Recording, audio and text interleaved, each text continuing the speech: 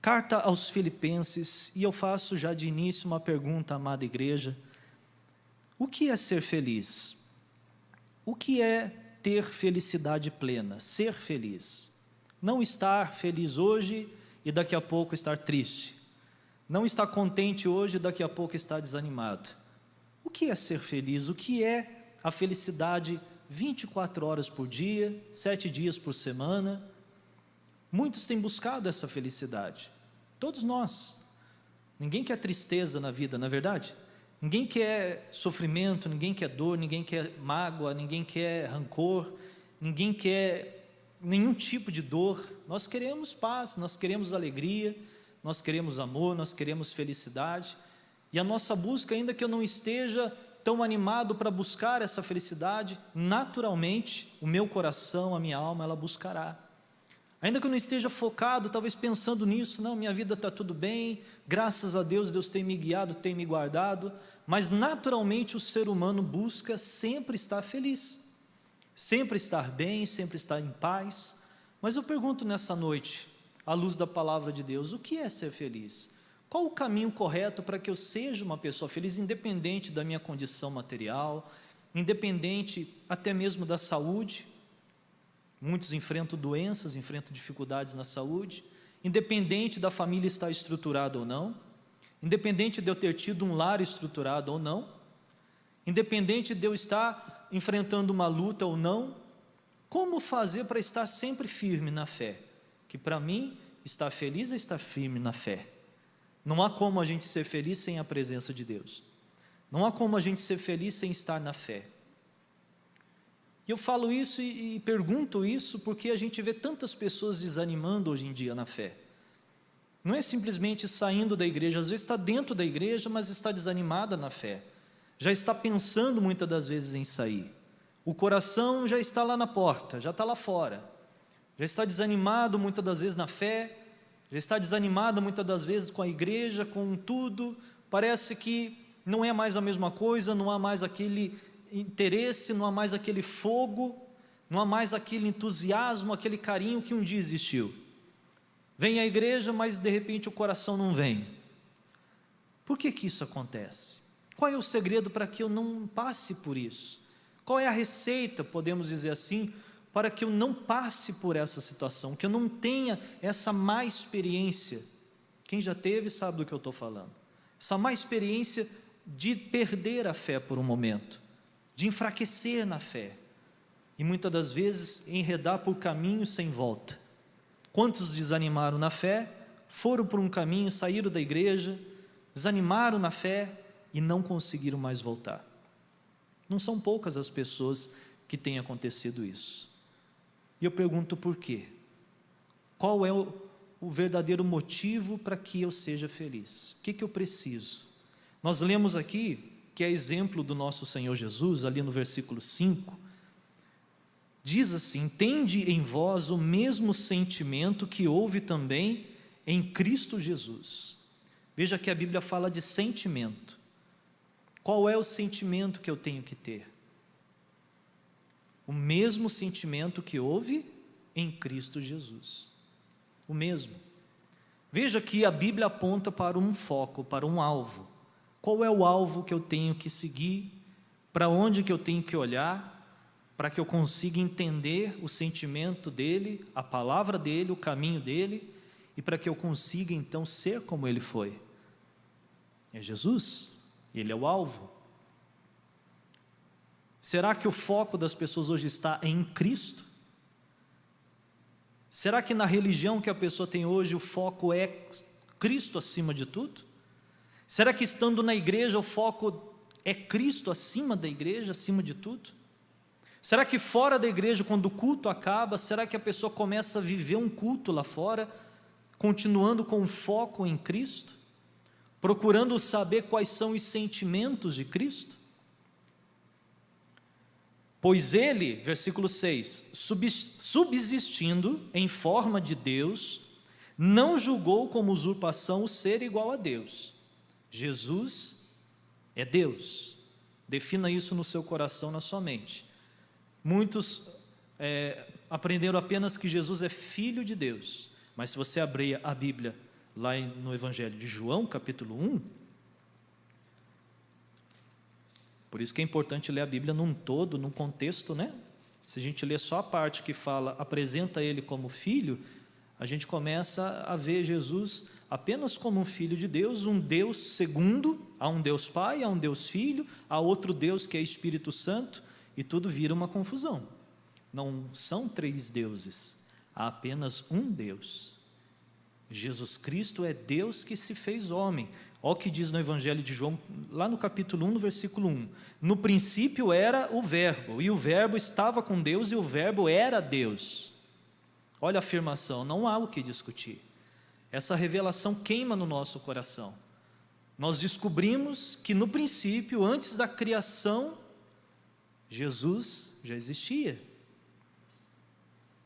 Veja que grandiosidade. E ele estava no princípio com Deus. Ele era o Verbo e ele era Deus. Pulando para o versículo 14, você pode ler tudo na sua casa depois.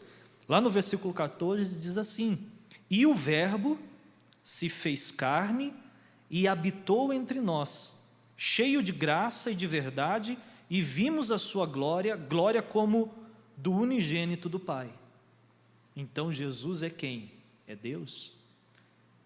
Ele habitou entre nós como ser humano, perfeito ser humano e ao mesmo tempo perfeito Deus.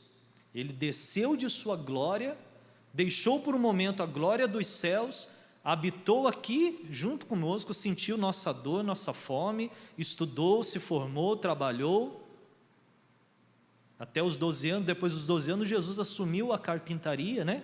Ele foi carpinteiro como seu pai, ele teve profissão, o ministério dele começou por volta dos 30 anos de idade, durou apenas 3 anos o ministério de Cristo.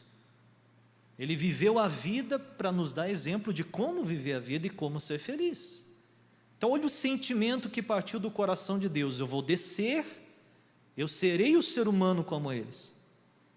Nós não temos um Deus que apenas criou o ser humano e ficou lá no trono, indiferente à nossa situação, indiferente aos nossos problemas, às nossas dificuldades. Esse Deus não existe. O nosso Deus está agora conosco aqui. Como Ele prometeu, onde houvesse 2 ou mais pessoas reunidas em meu nome, eu estaria no meio delas. Ele está aqui. E quando você sai da igreja, Ele sai com você e vai aonde você for. Ele está com você, Ele vive em você. Eu gostaria de ler toda a carta de Filipenses hoje para os amados, mas eu não vou ter tempo. Mas leia na sua casa. Muitos versículos conhecidos, falados sem o contexto, estão ali na carta aos Filipenses. Um muito conhecido: tudo posso naquele que me fortalece. Às vezes a pessoa fala: tudo posso naquele que me fortalece, tudo posso naquele que me fortalece, tudo posso naquele que me fortalece, tudo posso naquele que me fortalece, tudo posso naquele que me fortalece. E há pessoas que falam: eu tudo posso naquele que me fortalece, porque eu já passei por tudo. E quando Paulo escreveu aos Filipenses, ele estava preso em Roma, ele estava numa prisão, e ele escreveu para a cidade de Filipos, que recebeu o nome Filipos por causa do pai do Alexandre Grande, Alexandre o Grande, aquele imperador conhecido.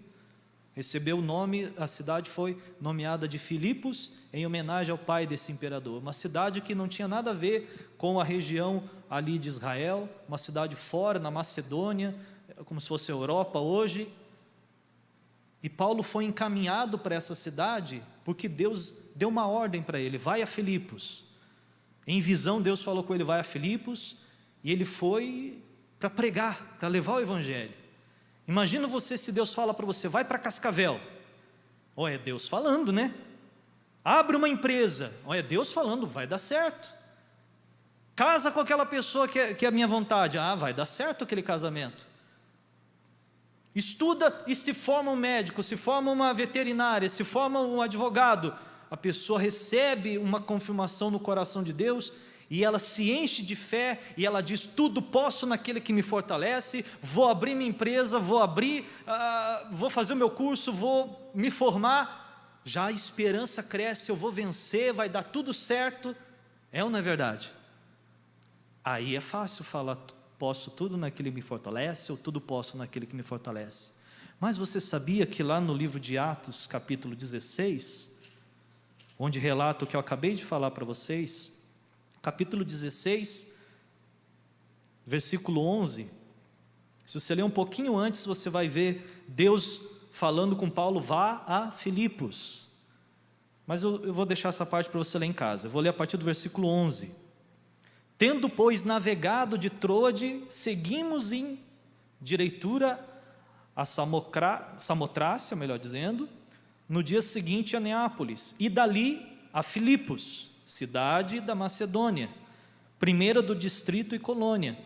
Nesta cidade permanecemos alguns dias.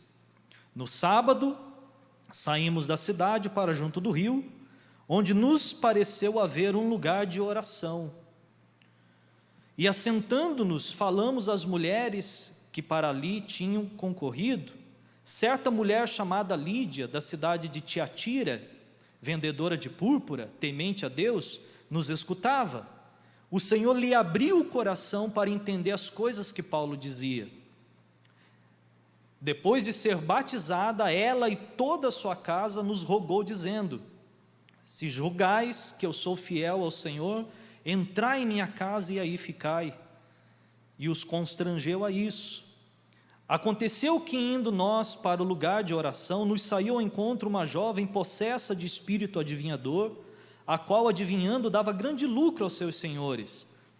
Seguindo a Paulo e a nós, clamava dizendo: estes homens são servos do Deus Altíssimo, e vos anuncio o caminho da salvação. Isto se repetia por muitos dias. Então Paulo, já indignado, voltando-se, disse ao espírito: em nome de Jesus Cristo eu te mando, retira-te dela.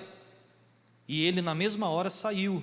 Vendo os seus senhores que se fizera, ou melhor, que lhes desfizera a esperança do lucro, agarrando em Paulo e Silas, o arrastaram para a praça, à presença das autoridades, e levando-os aos pretores, disseram: esses homens, sendo judeus, perturbam a nossa cidade, propagando costumes que não podemos receber, nem praticar, porque somos romanos. Levantou-se a multidão unida contra eles, e os pretores, rasgando-lhes as vestes, mandaram açoitá-los com varas. E depois de lhes darem muitos açoites, os lançaram no cárcere, ordenando ao carcereiro que os guardasse com toda a segurança. Este, recebendo tal ordem, levou-os para o cárcere interior e lhes prendeu os pés no tronco. Por volta da meia-noite, Paulo e Silas oravam e cantavam louvores a Deus. E os demais companheiros de prisão escutavam. De repente sobreveio tamanho terremoto que sacudiu os alicerces da prisão, abriram-se todas as portas e soltaram-se as cadeias de todos. O carcereiro despertou do sono e, vendo abertas as portas do cárcere, puxando da espada, ia suicidar-se, supondo que os presos tivessem fugido. Mas Paulo bradou em alta voz: não te faças nenhum mal, que todos aqui estamos. Então o carcereiro, tendo pedido uma luz, entrou precipitadamente, trêmulo, prostrou-se diante de Paulo e Silas. Depois, trazendo-os para fora, disse: senhores, que devo fazer para que seja salvo? Respondeu-lhe: crê no Senhor Jesus e serás salvo tu e tua casa. E lhe pregaram a palavra de Deus e a todos de sua casa. Naquela mesma hora da noite, cuidando deles, lavou-lhes os vergões dos açoites. A seguir foi ele batizado, e todos os seus. Então, levando-os para a sua própria casa, lhes pôs à mesa, e com todos os seus manifestava grande alegria por terem crido em Deus. Depois vai relatar que Paulo foi livre da prisão junto com Silas. Mas eu li tudo isso para chamar a sua atenção para o seguinte: primeiro, Deus disse: vai a Filipos. E eu duvido que Paulo tenha imaginado que tudo isso ia acontecer. Todos esses intempéries, imprevistos, lutas, dificuldades e ao mesmo tempo milagres. Já no primeiro dia, uma pessoa importante, vendedora de púrpura, portanto era importante, era rica, se converteu ao evangelho ouvindo Paulo. Depois houve aquela confusão porque ele libertou uma pessoa que era escravizada por um espírito de adivinhação. E os que ganhavam dinheiro com a adivinhação daquela pessoa ficaram revoltados. A cidade mandou açoitar, prender. E como se passaria a cabeça de Paulo diante de tudo isso? Deus me mandou para cá e está dando tudo errado. Estou sendo preso por causa do Evangelho. Poderia reclamar, é ou não é? A oração poderia ser aquela oração que muitos ensinam por aí, oração de revolta. Deus, eu não aceito essa luta na minha vida, eu não aceito isso. Se eu sirvo um Deus tão grande, eu não posso aceitar isso. Só sabe orar revoltado. Se tivesse no lugar de Paulo, então os presos iriam olhar para esse tipo de cristão e falar: o que está acontecendo? Antes de ser preso, lá na prisão, Paulo chamou o carcereiro: nos tira daqui, nós somos homens de Deus, está errado, nós não fizemos nada. Muitas das vezes o cristão quer se justificar, não deixa Deus agir. Me lembra a história de um pastor, que ele foi evangelizar numa boca de fumo. Boca de fumo é o lugar onde se vende e se usa drogas, que se reúnem para isso. E ele foi evangelizar os drogados. E alguém havia feito uma denúncia, sem ele saber, e a polícia chegou para prender todos que estavam ali. E a polícia chegou dando a voz de abordagem verbal, depois revistando, e o pastor lá no meio. E o pastor pôs a mão na parede junto com todos e foi preso junto com eles. Dentro do camburão, um dos presos falou: pastor, o senhor vai falar, não vai avisar que você... Vou falar nada, fica quieto, deixa Deus agir. Lá na delegacia descobriram que ele era pastor, que daí tem que dar o depoimento, né? Isso depois de 8 horas, porque demora na delegacia. Falo por experiência própria. Trabalhei na área de segurança e quando a gente tinha que fazer alguma coisa na delegacia, meu Deus do céu, era 8, 10 horas lá, para dar o depoimento, para fazer o que tem que fazer. E depois de todo esse tempo, aí descobriram que ele era pastor. Então o delegado falou: mas por que lá na hora o senhor não falou que é pastor? Ele falou: não podia. Eu tinha acabado de falar que a gente tem que confiar em Deus, não importa a situação. Eu tinha acabado de ensinar para eles que eles tinham que sair daquela situação confiando em Deus. E muitos falavam para mim: mas eu tentei sair das drogas, eu tentei sair desse mundo, dá tudo errado, ninguém me dá emprego, ninguém me dá isso, e revoltados. Eu falei: não, está errado, vocês não podem se entregar. Aconteça o que acontecer, você tem que confiar em Deus. Mas é fácil falar. Em seguida veio a prova. E ele passou na prova, porque lá na delegacia o testemunho foi grande. Todos concordaram. Ele poderia ter falado: eu sou pastor, né? Leva eles. Isso não é o retrato de muitas das vezes na nossa vida pessoal, dentro da nossa casa, na nossa família? Quando há um problema, não é culpa minha, não tem nada a ver com isso, é você que não ora, é você que não jejua, é você que não lê a Bíblia, por isso que a gente está na situação, e se revolta e culpa todo mundo, mas não sabe agir como Paulo e Silas fizeram, presos, sem se justificar, cantando louvores a Deus na prisão. Aí eu pergunto, quando Paulo escreveu, tempos depois, para aquela cidade de Filipos, a qual todos já haviam se convertido ao Evangelho, quando Paulo escreve a cartas que a gente leu, já vamos voltar nela aqui para encerrar, quando Paulo escreve dizendo para eles: tende em vós o mesmo sentimento que houve em Cristo, porque Ele é o Deus que se fez homem, Ele é o Senhor que se fez servo, Ele é o rico que se fez pobre, Ele é o justo que se fez pecado por nós. A Bíblia não ensina que Jesus apenas carregou os nossos pecados, ela ensina que Ele se fez pecado em nosso lugar. Como que eu, crendo nesse Deus, vou querer ser diferente e ao mesmo tempo querer que esse Deus me honre sendo diferente, tendo sentimentos diferentes do dele? Primeiro, eu sei ser servo, eu sei servir,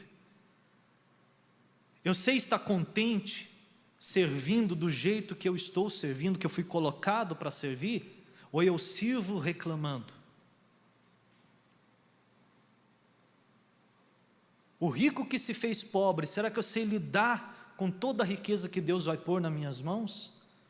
Será que a riqueza, minha profissão, minha prosperidade será para a glória de Deus, assim como aquele carpinteiro, quando Deus escolheu encarnar e ser carne, ser humano aqui neste mundo, ele escolheu ser pobre. Ele nasceu numa manjedoura, ele nasceu de uma mulher aldeã. O túmulo de Cristo foi um túmulo emprestado. Ele soube lidar com as riquezas, com a prosperidade, soube ensinar muito bem como as pessoas lidarem com a riqueza. Mas será que é esse o meu sentimento quando Deus pôr riqueza nas minhas mãos? Porque Ele põe. Prosperar não é pecado, jamais. Mas depois de estar próspero, eu posso cometer vários pecados. Será que esse Deus que se fez pecado em meu lugar, Ele vê eu pedindo perdão pelos pecados dos outros e compreendendo que todos nós somos pecadores? Ou hoje Ele vê eu com aquela atitude, não, pecador, não me misturo. Quantos se converteram e nunca mais visitaram aquele parente que não é convertido? Ah, não vou lá porque eu sou de Deus, né? Eu sou cheio do Espírito Santo, não posso me misturar. Que maldito Espírito Santo é esse? Desculpa a palavra forte, mas que conversão maldita é essa? Que te afastou daquele que mais precisa do Cristo que você confessa ter. Precisa do teu abraço, do teu carinho, da tua presença lá. Não para chegar lá e querer empurrar a Bíblia goela abaixo da pessoa, mas chegar com o seu abraço, com a sua simpatia, com o seu carinho, fazer o que Jesus fazia. Lendo os evangelhos, siga o que Jesus fez. Tenha em vós o mesmo sentimento que houve em Cristo. E Paulo estava escrevendo essa carta, novamente preso, dessa vez em Roma. Lá quando ele foi preso em Filipos, ele cantou louvores. O carcereiro se converteu. Houve batismo naquela mesma noite. Carcereiro e toda a casa. Antes um pouco, quando Lídia ouviu o evangelho e se converteu, se batizou ela e toda a casa. A adivinhadora foi liberta. A princípio odiaram o apóstolo, mas depois compreenderam o evangelho. Estava errado ela ser adivinhadora, está certo o que ele fez. As pessoas podem não te compreender hoje. Pode não compreender a sua fé hoje, a sua alegria hoje. Como é que pode? Está enfrentando tanta luta, mas está cantando louvores? Você vai na igreja? Vou na igreja. Lá na igreja tem o quê? Lá na igreja tem culto ao Senhor. Você vai cultuar a Deus? Vou cultuar a Deus. O que é cultuar a Deus? A gente chega, canta louvores, faz oração, ouve a palavra e é isso, cultuar a Deus. Não, mas eu quero uma igreja que faça um pouco mais por mim. Não tem um pouco mais. O meu prazer é cultuar a Deus. Mas eu quero a igreja que resolva meus problemas. Não, eu quero a igreja que cultue a Deus. Porque quando eu estou na igreja, eu quero esquecer os meus problemas. Eu quero aprender. Eu já penso nos meus problemas 24 horas por dia. Tiro 1 hora para ir na igreja e ainda tenho que pensar no problema? Não, o problema fica lá fora. Eu estou aqui para cantar louvores. Ainda que eu esteja passando por prisões, por dificuldades, ainda que eu esteja passando um inferno, eu passo cantando, sorrindo, porque Cristo fez assim. Amém? Ele fez assim. Por que você vai na igreja? Porque Cristo tinha comunhão com Deus. Aos 12 anos de idade ele estava lá na igreja, sendo recebido, admirado. Ele nunca saiu da casa do Pai. Então eu vou na igreja porque Cristo foi.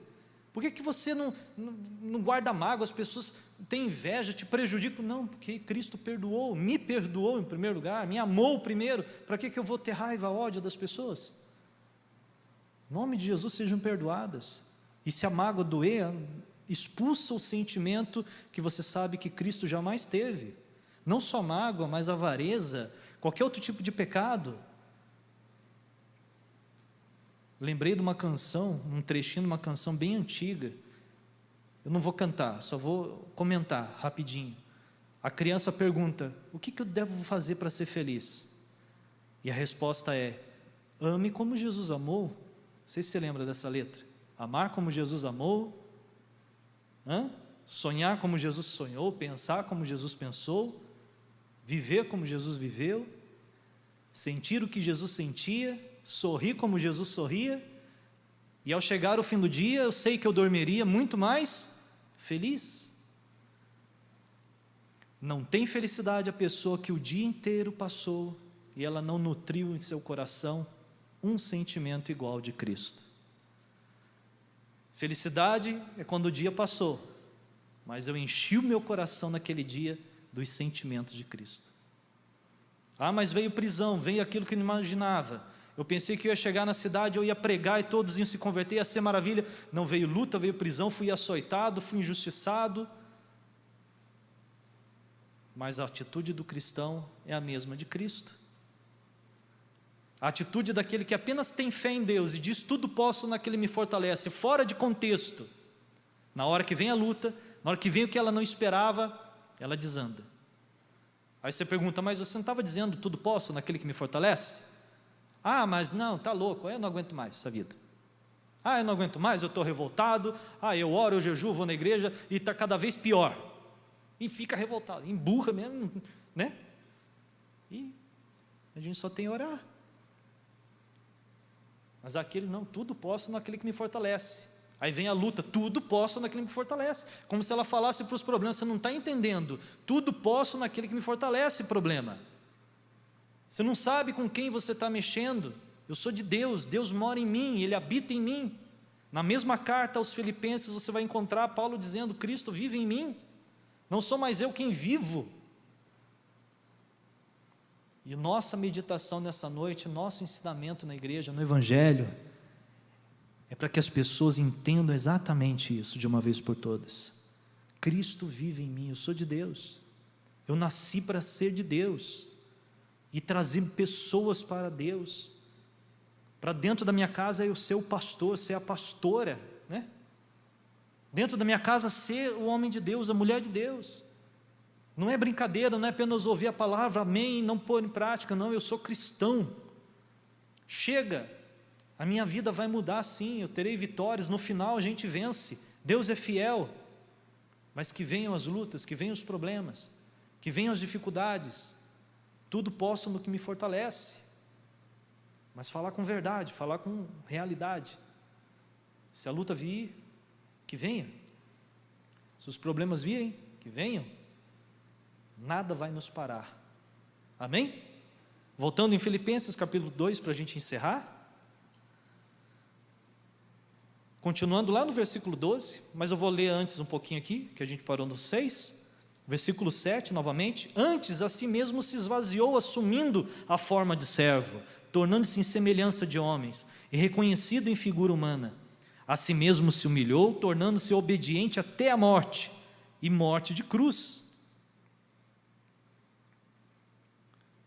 Por maior que seja o problema que a gente enfrenta, se compara ao que Cristo enfrentou? Não, nem ao que Paulo enfrentou. E com tudo que Paulo enfrentou, com o que Cristo enfrentou, eles estavam contentes em meio à dor, felizes em meio a tristezas, perdoando na cruz, salvando na cruz, evangelizando na cruz. O ladrão que abriu o coração recebeu a salvação, né? O outro não quis, o outro não abriu o coração, mas o que abriu, Cristo em meio às dores, pregado, crucificado, teve tempo de evangelizar, teve tempo de orar, pelo que também Deus o exaltou sobremaneira, e lhe deu o nome que está acima de todo nome. Quanto maior é a luta, maior será a sua. Não vai ter vitória? Agora você pode dizer, será a vitória. Mas antes da vitória, lembre-se, se passará por lutas. Eu passarei por lutas. E depois de eu vencer essa luta, vem outra luta. Que daí tem uma vitória, eu não morri, eu estou vivo, então tenho que continuar vencendo. Mas eu não vou vencer somente Deus fazendo a parte dele e eu não fazendo a minha. Que sejamos pessoas de fé, que sejamos pessoas determinadas, não com aquilo que eu quero determinar, mas crer naquilo que Deus já determinou para a minha vida, que está escrito. Essa determinação jamais falhará. A minha pode falhar, porque às vezes eu determino coisa que é só da minha vontade, não é da vontade de Deus, mas o que Deus determina jamais falha. para que ao nome de Jesus se dobre todo o joelho nos céus, na terra, debaixo da terra, e toda língua confesse que Jesus Cristo é Senhor, para a glória de Deus Pai. Assim, pois, amados meus, como sempre obedecestes, não só na minha presença, porém muito mais agora na minha ausência, desenvolvei a vossa salvação com temor e tremor, porque Deus é quem efetua em nós tanto querer como realizar, e segundo a sua boa vontade, fazei tudo sem murmurações nem contendas, sem murmurações nem contendas, para que vos torneis irrepreensíveis, sinceros, filhos de Deus, inculpáveis, no meio de uma geração pervertida e corrupta, na qual resplandeceis como luzeiros no mundo. Amém? Não é a geração que a gente vive, que outros já viveram em outras gerações, geração corrupta, geração corrompida. Eu não vou me corromper, eu recebi o Evangelho, mas eu vou viver em meio à corrupção, eu vou viver em meio a todo mundo, eu estou no mundo. Deus não salva você para separar do mundo, no sentido de separar você dos pecadores, das pessoas. Você é santo, não pode mais chegar perto de quem não é da igreja, não pode mais chegar perto de quem não é, não, pelo contrário. O mal que há nesse mundo jamais vai te tocar. As lutas vêm, você vai passar por cima. E as pessoas serão influenciadas por você. Como toda aquela carceragem, né? Houve o terremoto, abriram-se as portas, os presos ficaram ali. Interessante, Paulo e Silas ficar ali seria normal, eles já estavam cantando louvores. Seria natural, para quem canta louvores depois de ser açoitado e preso, a hora que o terremoto acontece, que Deus abre as portas da prisão, continuar ali cumprindo a lei, é normal, mas o interessante é que os outros presos também não fugiram, porque eles já tinham sido influenciados por Paulo e Silas. Influencia as pessoas. Seja a mensagem. Não apenas queira falar e citar a Bíblia para todo mundo, como se fosse o melhor teólogo do mundo. Não, seja. Deixe as pessoas notarem que você é forte, porque a força que há em você se chama Cristo. Deixa naturalmente as pessoas perceberem que há luz em você, essa luz que há em você é Cristo. Paulo disse, eu aprendi a viver contente em toda situação, porque ele tinha Cristo em seu coração. Se preocupe em manter a sua comunhão com Deus. Se preocupe em andar com Deus, em manter os sentimentos do seu coração que houve no coração de Jesus Cristo. O resto é fácil. Não há cadeias, não há prisões, não há dificuldade, nada que vai te parar. Amém?